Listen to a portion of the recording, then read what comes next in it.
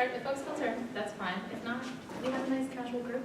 We can ask questions and make it a little bit more conversational, which is fine with me. So thanks for coming on Saturday. I think we have a program that hopefully will interest you and you'll learn something that frames legal research more to practice. We cover the basics a lot in our legal research classes, but there are other resources and strategies that can help set you up for the workplace. So that's what we're going to work on today. We're going to start out, you're going to listen to me for the first two sessions, but then you'll have a break from that. So first we're going to talk about some strategy, about how to frame your legal research planning for practice, how to consider incorporating free sources with some commercial paid-for platforms, and an introduction to how legal research and access to legal information is paid for and what it costs in practice, because that's an important consideration. It can be a little bit invisible while you're in school. Then we're going to shift gears a little bit, but still with me, we're going to talk about some news and current awareness sources. So a reason why you'd want to keep up with things like that, and some sources that might be of interest to help you keep up with not just popular press, but also legal news as it might relate to what you're working on in the summer or your future practical interests. Then Professor Paglia is going to go over some practice materials. Professor Snow's going to give an introduction to Bloomberg Law. So that's an entirely different legal research platform that's not generally part of legal research curriculum because it's not really targeted at the introductory level with 1Ls, but it has some really fantastic sources for things like dockets and also some legal news and transactional sources. And Professor Snow's going to give you an introduction, an overview of what that platform is. But you should have all been given credentials for that when you arrived. You may not have used them yet, but we'll give you an overview of how that platform works and what's on it. Then we have a choice to make. We have three options, hopefully geared towards some different summer experiences that you might have. So if you, I'll be doing a session on researching with free and low-cost sources. So if you're headed into the public interest world, or you have a job situation where you might think you'll rely on some of those things, we'll go over that information.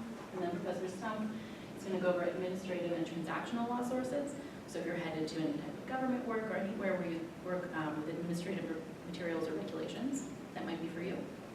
And Professor Poggi is going to go over legislative research and court rules. So if you're in a situation where you're working with the legislature or anything like that, where you might be researching legislative law or working in a congressional office or something like that, that might be your thing. And then we have a really great panel to talk about legal research in the real world. We have Justice Starcher is going to join us to talk.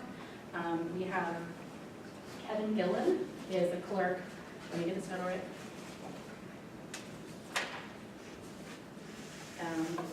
He's a clerk. I'm sorry, Nick, what court is he in?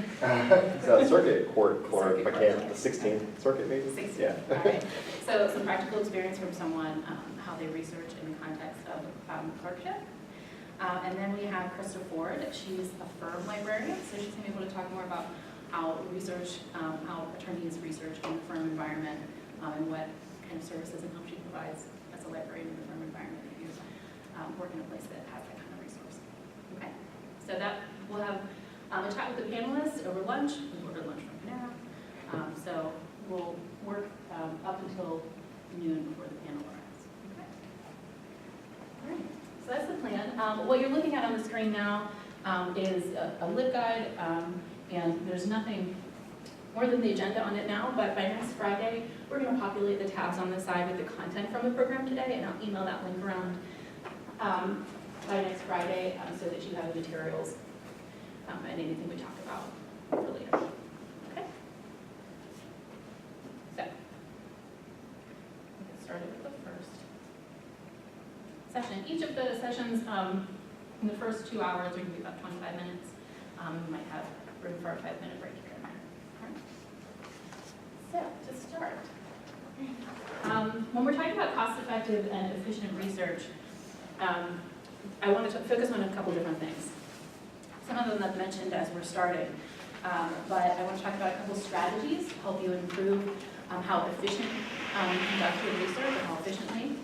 And then kind of a new concept is cost-efficient research. So how do you consider the cost of access to legal information? How does that integrate into your legal research plan? And how do you consider whether you have a research budget and that kind of thing. So those are some new ideas that you should consider as you step into practice and a summer employment. And then we're going to talk about a little bit about how you choose your sources. So whether that's a free source, whether that is a paid source, and how you might plan for that as part of your strategy before you start. Okay.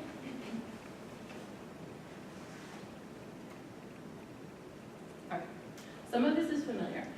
So at least in the one legal research class, you did a lot of research planning. So, and the first part of all of our workshops, we talked about identifying the jurisdiction, brainstorming some keywords, and brainstorming some sources. And those are an important part of a legal research plan. But at this point, especially as you're heading into the summer, you have the freedom to take kind of those basic essentials of a legal research plan and form it into something that works exactly for you. So we've given you a model to work with, but that's not the way it has to be in practice. I would encourage you to consider those essential parts, so identifying the jurisdiction, identifying the issue, whether you write an issue statement or you just write the 3 parts of an issue statement or 2 parts. However that works for you. You should be considering what sources you'll use.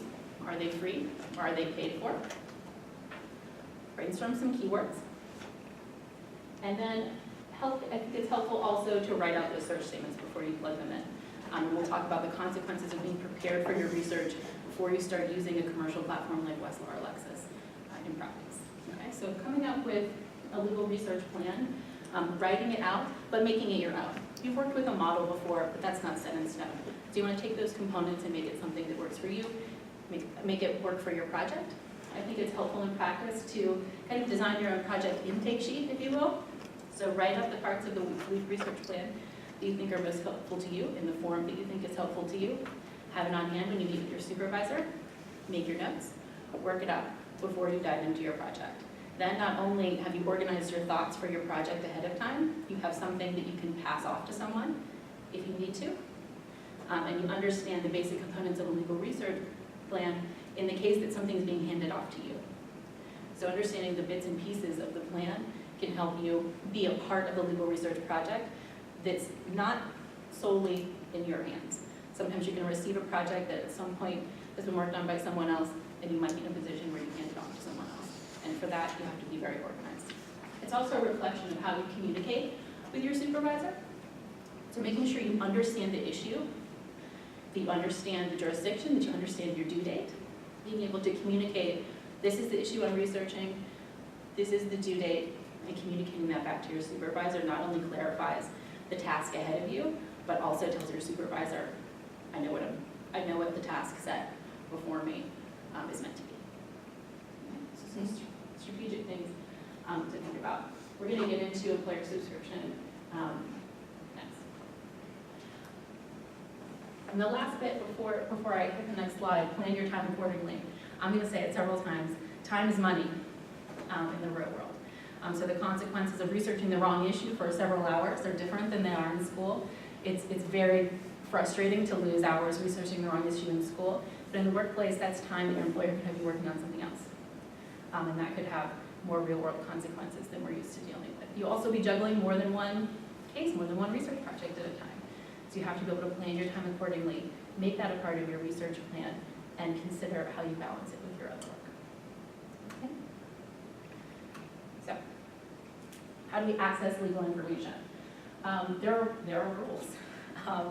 And there are some questions that you should ask before you get started. The first is, what is your employer's subscription to a legal research platform or database? What do they have access to? You may be in a position where you can use your academic credentials that you have right now in a summer position, but your employer may instruct you not to do so and to use their access to the same legal research platforms. That's a question you have to ask and be clear on. What do they have access to? So in an academic account that you use now, you have access to Westlaw and Lexis, the whole platform. You can use it as much as you want. You can click on as many things as you want and search for days. But it's quite different in the commercial platform. These subscriptions are highly negotiated and they're custom packages of specific content. So for example, an organization in West Virginia might choose to subscribe only to West Virginia primary sources. Fourth Circuit federal primary sources, and no secondary sources, or a couple critical treatises to their practice area, and that's it. So they'll have access to those materials for as long as they continue their subscription, and they can access those materials as many times as they like. Anything outside of that plan will cost money. So I'll give you a look at the current rates from Westlaw, what happens when you step outside the subscription plan. But you should ask that question. You should understand what resources are available to you, whether it's paid, whether you're in a position to use your academic credentials, and what are the contents of a subscription plan to a platform like Westlaw and Lexis. Bloomberg is a little bit different. If you land somewhere where they have access to Bloomberg law, they have a flat fee structure. They pay per person to access the entire platform. So if you find yourself in a place where you have access to Bloomberg, you have access to the whole thing. It's a different question. Cost recovery procedures. Some organizations bill time and the cost of access to legal information back to the client. Some do, some don't. They very rarely bill the time of an intern or a summer associate back, but it's something that you should be informed of and learn about for the future. So does the firm bill the cost of legal research back to the client? And your budget. So if your organization has a limited subscription to materials from a certain state or a certain jurisdiction, but you have a research project ahead that will require materials from outside the jurisdiction, and you're going to have to click through all those warnings to say, are you sure you want to go outside the plan? It's going to cost money, and you may be given a budget. So if you know that you are working on a multi-jurisdictional problem and you need access to information that the firm typically doesn't use every day, you may be given a budget to spend a certain amount of money. And you should be mindful of that and plan for that in your research. So let's take a look at Westlaw.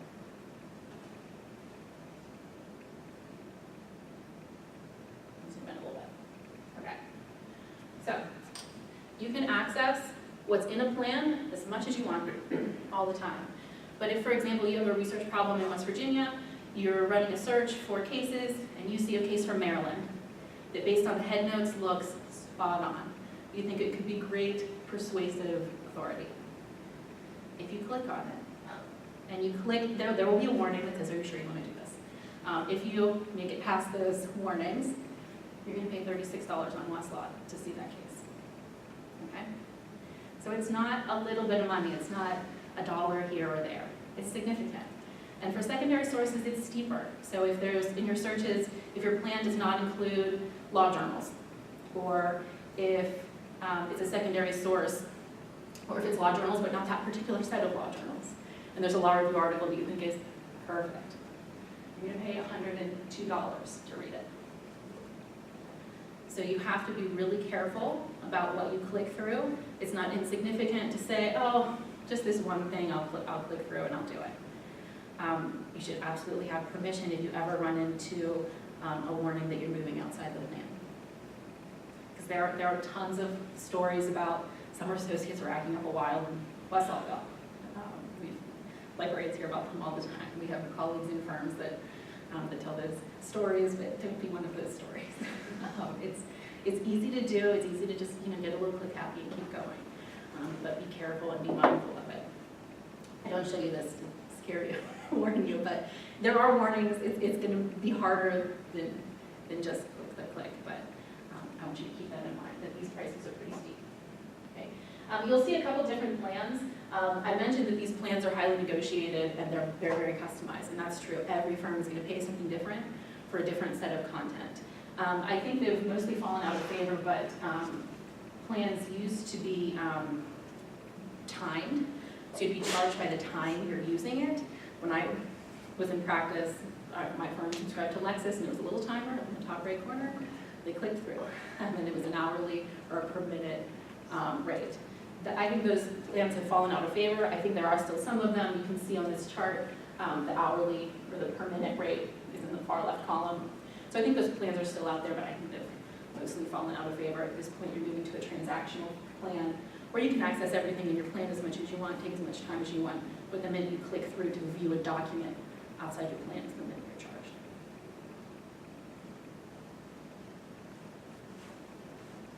Okay.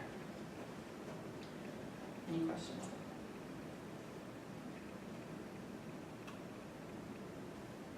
So, knowing that, there are some tools and some strategies that you can use when you're using commercial platforms to work around the system a little bit. You can work the system to your advantage. So, in Westlaw and Lexis, if you have a plan that's transactional, not the kind with the clock ticking in the corner, you can search as long as you want. You can run as many searches. There isn't a per search transactional fee. There isn't a limit in a plan on how many searches you can run. You can search all day.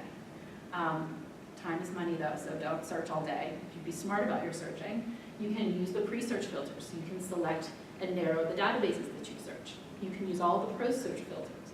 All of that is part of the package plan. So whether you're searching for documents in plan or out, so that's a double-edged sword. You can still search for documents that are going to come up and they're out of your plan. You'll see them and you'll be tempted by them. And that's why it's kind of a double-edged sword. So you can search forever, but you're going to see a mix of documents and you have to be mindful of what you have access to. Okay. Terms and connector searching, natural language searching, you can search any way you like. That also can lead you down a rabbit hole and you can spend more time searching than you probably should. So that's where you circle back to the research plan and think about how you assemble your search statements and things like that to work in the most efficient way. Another tip and tool is that shepherdizing, to pull a shepherd's report on Lexis is at no additional cost. Okay? So the strategy in that is that you could be on Lexis. You could be running that same search. You're in a West Virginia case and you see a Maryland case that is perfect, maybe great persuasive authority. You can take that citation to that Maryland case without opening it on Lexis, find a free source for that case, read it, either eliminate it or decide it's helpful. But before you cite anything, we have to use a citator. We have to check and see if it's good law. You can come back to Lexis, use the command shep : with the citation and pull the shepherd's report and not incur any costs. But it'll give you that qualitative evaluation of that case to say, yes, this is good law, no, it's not, red flag, green flag, yellow flag. Clicking on some of the cases in the shepherd's report, you're going to run into that same paywall, but you can get that qualitative analysis of the work using a tool like Shepherd's without any additional cost. Okay? So that's a good way to think about your research plan and incorporating free sources with paid. It's not black and white, it's not one or the other. You can use them both together in a research plan. Okay? Another great tool to use without incurring additional cost is the key number system. So to find cases in the most efficient way, you should take advantage of tools like that. You can narrow a key number search by jurisdiction, select a topic, and search or browse in a particular key number. You're going to save yourself a lot of time, and it's a tool you can use without incurring any additional costs. There are another couple tools, these are two examples, but there's more, that do some of the work for you. So this speaks a little bit more to efficient research. So two of them in particular, my two favorites. The 50-state surveys. Has anyone stumbled across a 50-state survey before? We have one? Okay. So these are on Westlaw and Lexis, and Bloomberg actually. And if you're ever doing any multi-jurisdictional research, where you need to see how a particular issue, either statutory or regulatory, is treated across jurisdictions, it's going to put it all in one big, beautiful chart for you. This might come in handy in academic research as well, if you're writing a law review note or a paper and you're looking for the treatment of a particular issue over jurisdictions. This can be really helpful, but also in any practical application. So it's a tool that does the work for you. It's also a great way to find a citation as a secondary source.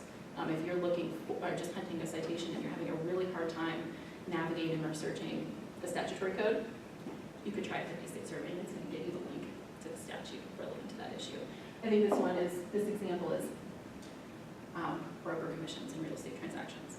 So you can find, they're organized by topic on each platform. The one on Bloomberg, I think, is relatively new in the last couple of years, and it's pretty cool. You can kind of build your own 50-state survey, so that expands the number of issues, legal issues that 50-state survey can address. The ones on Westlaw and Lexis, it's a long list of topics, but it is fixed. So if you can't find it on Westlaw or Lexis, explore Bloomberg. They have a pretty cool tool to kind of create your own. The other one are the practice centers. So if you find yourself working in a particular practice area, you can actually set your homepage on Westlaw Lexis and you'll mention these practice centers. If you stumbled across these on Westlaw Lexis, you might have noticed that they're pages that collect all of the sources on a particular topic on one page, both primary and secondary. So I picked bankruptcy an example because all three platforms had it. But what you can see, is zoom in a little bit for you.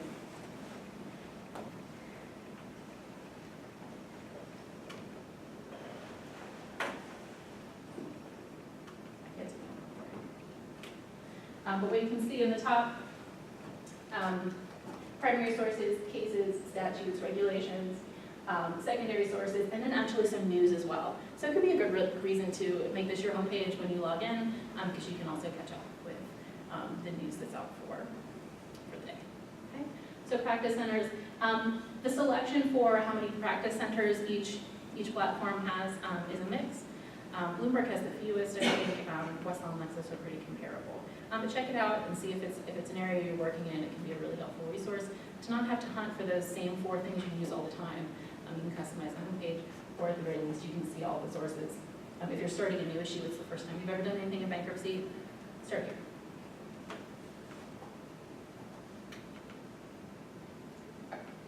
So this is a handout in your folder. I'm not going to read it to you, but it's some tips and tricks that are kind of like the list we just went through about how to use these platforms to your advantage, how to work the system a little bit. In particular, using folders and things like that can really be budget friendly and also more efficient. So for example, if you do pay for a source, if you put it in a folder, you can keep it a little bit longer. Or you can keep it, I think one of them is up to a year. You can download it and keep it offline forever. But if you organize it in a folder, you can keep it within the platform for a year. So things like that, how you organize your research and work the system a little bit is helpful. So for example, alerts, to create an alert doesn't cost any additional charge. You can search and filter on all of them. So this is something to keep handy once you figure out what resources are available to you and what tools you can use on each platform.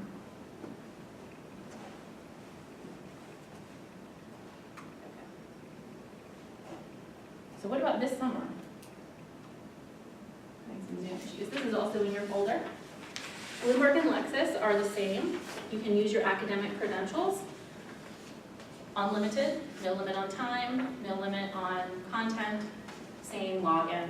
You can use it all summer long.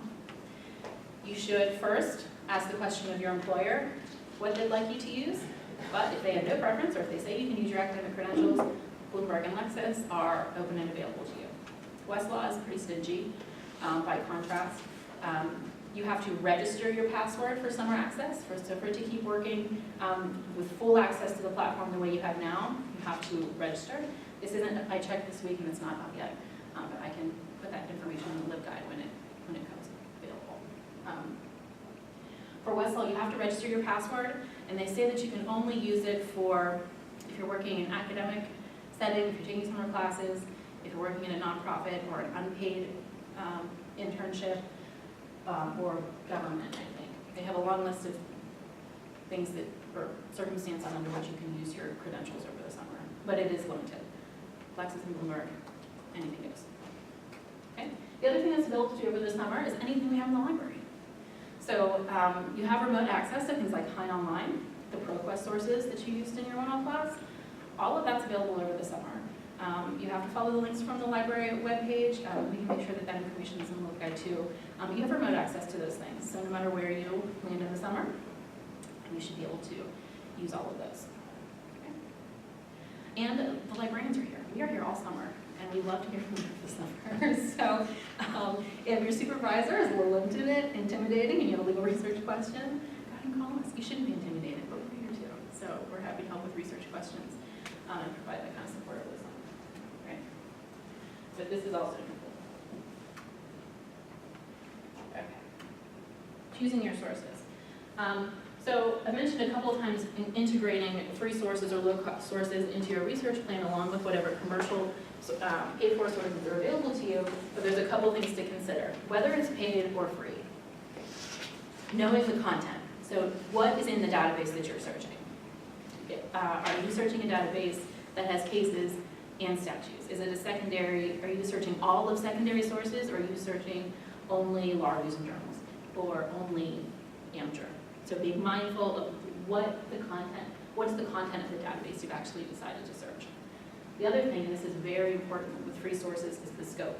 So what's the date range?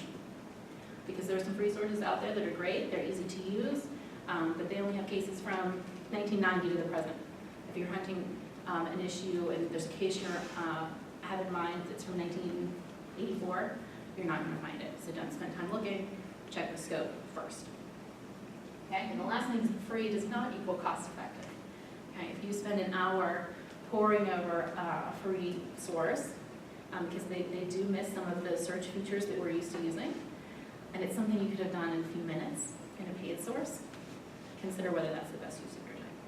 Okay, even though it might cost something, you can get it done way faster in the end. You're going to spend less money using the more efficient tool. Some other things to consider with free sources. I already mentioned that they're limited in scope.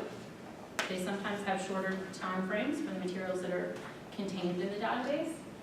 They also have limited tools for searching. So we're used to being able to use terms and connectors, using some pretty refined filters, both before and after our search. But the free tools are mostly natural language, basic keyword searching, and browsing. So we have a lot fewer tools available to us to navigate these platforms. Okay? And this is very important. There is currently no free, reliable citator. Okay? So the citator is what tells us whether something is good law, and there is no free alternative at the moment to KeyCite and Shepherd's or KeyCite. There are always some rumblings about a free one that someone's developing. The best one right now, if it's something that's interesting to you, the Free Law Project is developing one that's part of their Courtment Listener Project. That's probably the one with the most potential, but they are pretty upfront that it's not comparable to any of the commercial sites right now and shouldn't be relied upon. But if that turns out to be something you're interested in, it's something to keep in mind. Okay? There are a couple citators that are on some low-cost platforms like Case Text, or there are a couple others that are lower cost and are sometimes included with a bar membership. They have some tools that are citator-like, but they are not as robust as Westlaw and Lexis, and they're pretty upfront about that as well. They're not comprehensive because their databases themselves are smaller. They're only working within their own universe. So still no free online citator. There's also something that looks a little bit on Google Scholar. If you've seen the How Cited link, don't be fooled by that. That's not a qualitative analysis of the content. It's just the algorithm saying this thing has cited this other thing. And the last thing is assessing credibility. I don't say any of this to scare you away from using things that you Google. That's 100% fine. We all do it every day. But when you do, you have to take into consideration what is that source. So anytime you land on legal information on the web, you should be evaluating it according to these criteria. So its authority, who created this website, right? Is it an academic institution? Is it a government agency? Is it joeschmolaw.com? Or more seriously, is it, for example, an advocacy organization? There are some advocacy organizations, for example, in agriculture, that will put the text of regulations, will put some interpretive analysis of those regulations on their website. They can be helpful, right? That text of that regulation might be verbatim, what you're going to get on GovInfo. But we need to know who wrote it, who is the intended audience, why did they put it out there, is it current, and is it objective, is there any bias? So if you use that example of an advocacy organization, it might be accurate information, it might be current, but if it's presented with a biased policy statement, doesn't mean you can't use it, but you have to know that that's what it is. You have to know who wrote it, why they wrote it, is it current, and is it presented with any bias? Doesn't mean you can't use it, but it means you have to acknowledge those things. Okay? A little bit more about this within the free sources breakout if that's your thing. We'll go over some sources and tips for evaluating. Okay. My last bubble is for later. But I think we're on time still. No, we're not. So we're going to go ahead and jump and shift gears a little bit and go into the news and current events.